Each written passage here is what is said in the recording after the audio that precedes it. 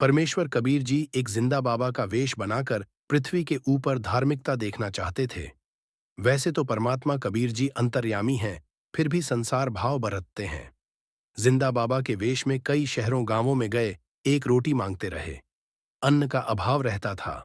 बारिश पर खेती निर्भर थी, जिस कारण से अधिकतर व्यक्तियों का निर्वाह कठिनता से चलता था।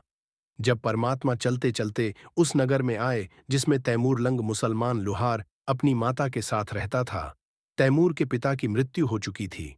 तैमूर 18 वर्ष की आयु का था। निर्धनता कमाल की थी। कभी भोजन खाने को मिलता, कई बार एक समय का भोजन ही नसीब होता था। तैमूर लंग की माताजी बहुत धार्मिक स्त्री थीं। कोई भी यात्री, साधु या सामान्य व्यक्ति द्वार पर आता था तो उसे खाने के लिए अवश्य आग्रह करती थी। स्वयं भूखी रह जाती थीं, रास्ते चलते व्यक्ति को अवश्य भोजन करवाती थी। जिस दिन परमात्मा जिंदा रूप में परीक्षा के उद्देश्य से आए, उस दिन केवल एक रोटी का आटा बचा था।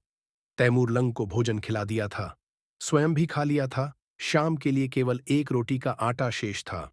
तैमूर लंग अमीर व्यक्तियों की भेद्दा बकरियों को चराने के लिए जंगल में प्रतिदिन ले जाया करता। वह किराए का पाली था। धनी लोग उसे अन्न देते थे। निर्धनता के कारण तैमूर लंग एक लोहार के अहरण पर शाम को बकरी भेड्डा गांव लाने के बाद घन की चोट लगाने की ध्यद्दी करता था। उससे भी अन्न मिलता था।